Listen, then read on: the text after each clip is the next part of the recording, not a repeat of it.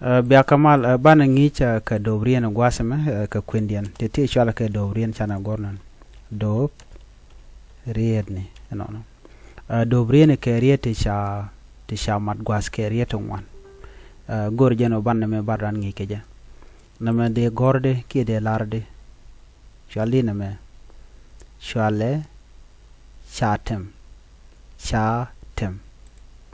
kana me chale de cha moj kabot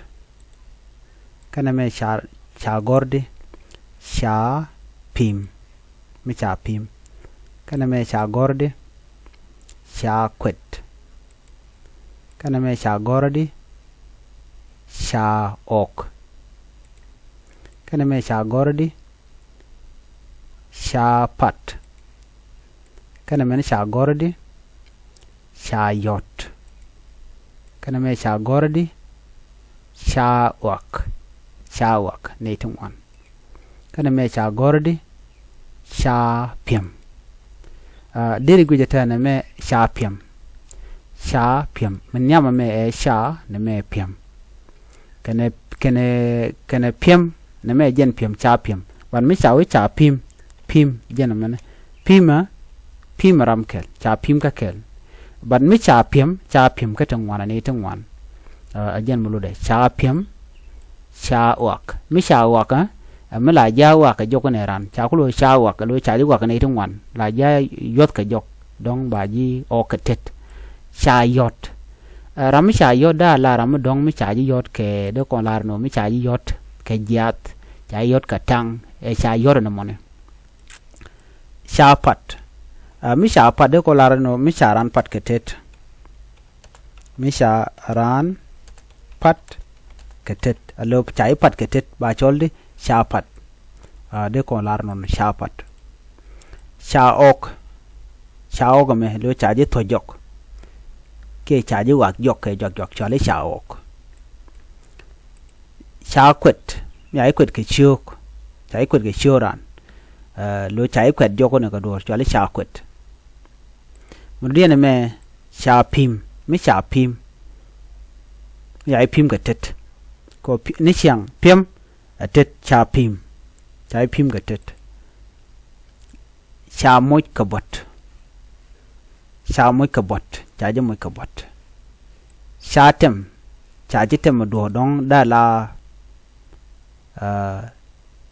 dor mi chi je kre jol de je tem chet ke jwach de je tem bane rang roinka na moderten cha moj kabot ajen gwart so de ti de ran de ro moj ke kar de rangach ano de tong na me de kwen de jangaj men din je no tong no bay do e kwendu men yam kwen dor na bi nang cha mi cha na ma woch ba le cha tem ba cha e ana dangro na me men yam e te tem na me e moch ken yam lam no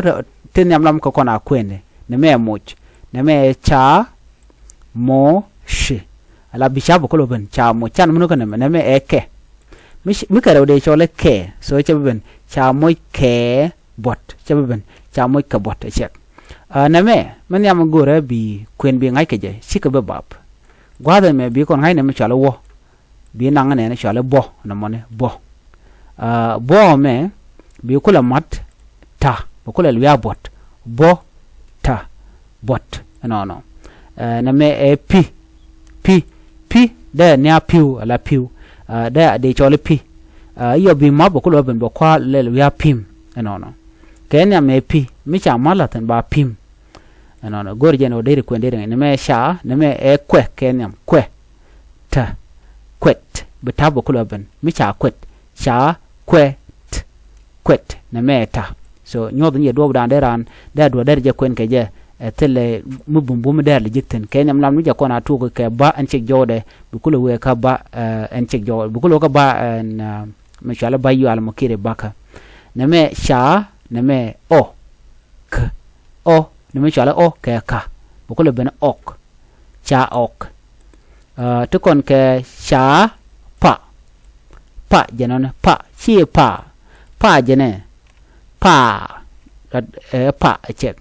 cha pa ku tam latin cha pat ram cha pat ke tet ke cha pat ke dor ne me cha yo ne me cha le yo bi ta ko matin cha yot